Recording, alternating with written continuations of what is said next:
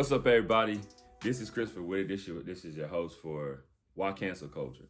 So basically, I want to talk about a lot of things on this podcast to really touch bases on a lot of things that's going on in the media right now. So the two topics I want to talk about today is Dave Chappelle and the Baby, because they basically the most recent people people been trying to cancel them. The Baby seemed more like it was a little more accomplished with him than it was David Chappelle, First thing I want to do is address a little bit of announcements, right? So I think promoting positivity in this era is kind of shaky, right? I feel like more people kind of jump towards when their feelings get hurt, and then that's when they try to advocate for things more, right? Maybe because we don't have transparency when it comes to understanding other people's perspective. So anyway, I see a lot of stuff on Facebook. I see a lot of people going through depression, a lot of people feeling triggered and all that stuff. And sometimes I look at certain people, maybe let's say if I know somebody, right? If I know somebody, I could look at this person and be like, man, I know your financial problems because I hear about them or you tell me about them, right? And then they start self-diagnosing themselves with depression. And sometimes it could be social media that has them on this depression thing because you're looking at other people's life and you seeing their highlights reel and you're trying to compare yourself constantly to yourself, right? So sometimes people go to Facebook with a solution that isn't going to be a solution to their problems, or they're attempting to prove a point on Facebook and it doesn't matter because social media in real life is definitely a thick line between that. So most people go on social media and they post their highlights reel or they try to portray like there's something they're not, which is really bizarre, right? Because end of the day, you got to live with yourself. So some people aren't even depressed. Some people can't self-diagnose themselves with depression because nobody diagnosed them with this. They're self-diagnosing themselves with depression, and really people are just broke. They lack accountability and they lack ambition, and then they turn that into depression when it really is just misery. You know what I mean? Maybe I'm off on that one right there, but let's jump right into this right here, right? So this one thing I do want to know. I know I went on a little crazy rant right there, but this is what I want to know, right? Why cancel culture, right? Don't we think that it should be room for improvement or room for a conversation? Now, I think some people jump out the window and just say bizarre things that could offend people. But I think this right here, um, is it necessary to take everything personal or feel offended? Or maybe we're in an era where the point has to be proven or examples have to be made, right? Like examples have to be made. I understand why people go so far with the cancel culture thing. I'm going to interrupt this podcast for just a few seconds. Do you guys know what Anchor is? If not, go to your app store on your phone, download Anchor. If you are inspired to make your own podcast, you can make it with friends. You don't even really need a microphone. All you need is a phone because you can record your voice through Anchor with the Anchor app and you can distribute it to Spotify. Listen, trust me, I'm using it right now and it's going well for me. I would hope you guys use Anchor. So let's get back to the show. Club interview, right? It's crazy because I felt like I think the lady name was T.S. Madison. I'm not sure. I forgot the name. I'll definitely recall that name, right?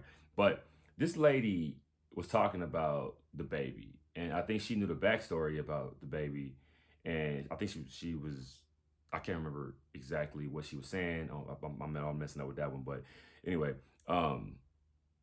so she was talking about the Baby situation, how he had certain beef with people. So basically he was being indirect with basically saying who he was talking about. So he made it a broad statement. Now I feel like we all guilty of that at some point because I think social media has trained us to damn near do indirect stuff. Like I see so many people do indirect posts where you just why don't you just call that person and just hash it out with that person, whether you got to argue or not. Because 9 times out of 10, if you talk about somebody, they're gonna feel it. They're gonna know that you're talking about them.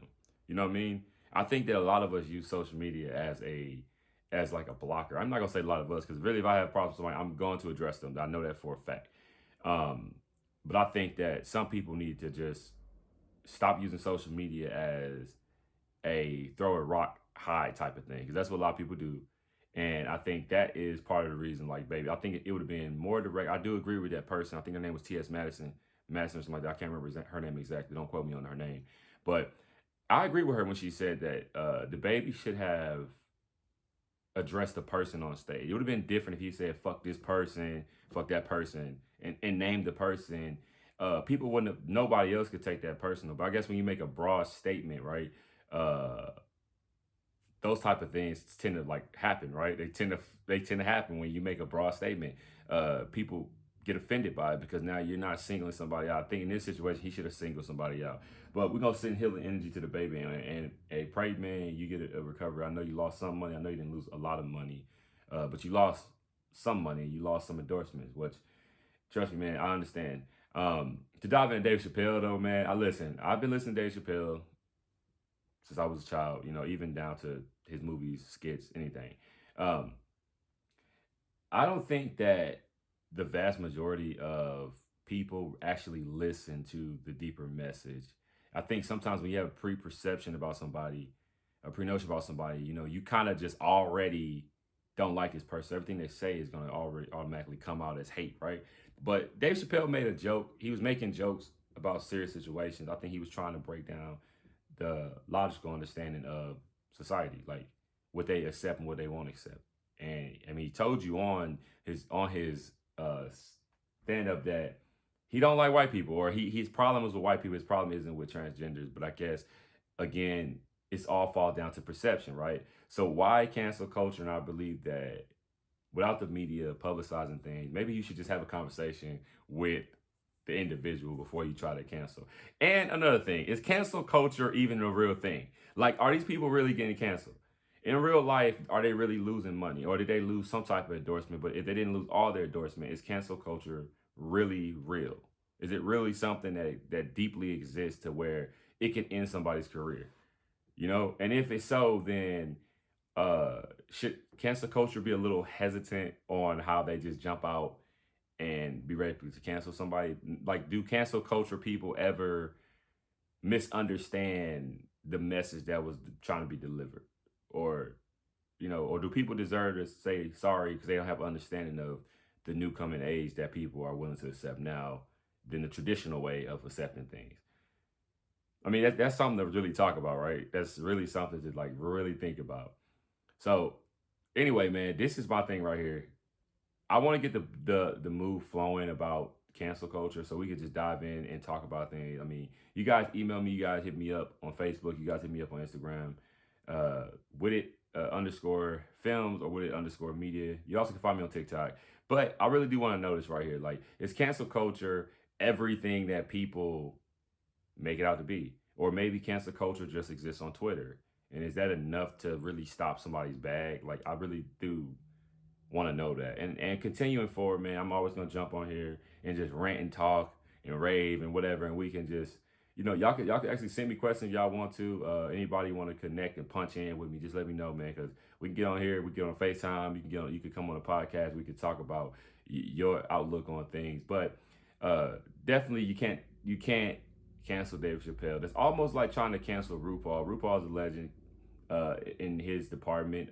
Dave Chappelle is a legend in his department. Michael Jordan is a legend in his department. Some people just can't fade away with time. You understand what I'm saying? And the baby, I think that he wasn't big enough to do what he did. Plus, I don't think he was more considerate of what he done. I think the baby was kind of ranting about certain individuals, right?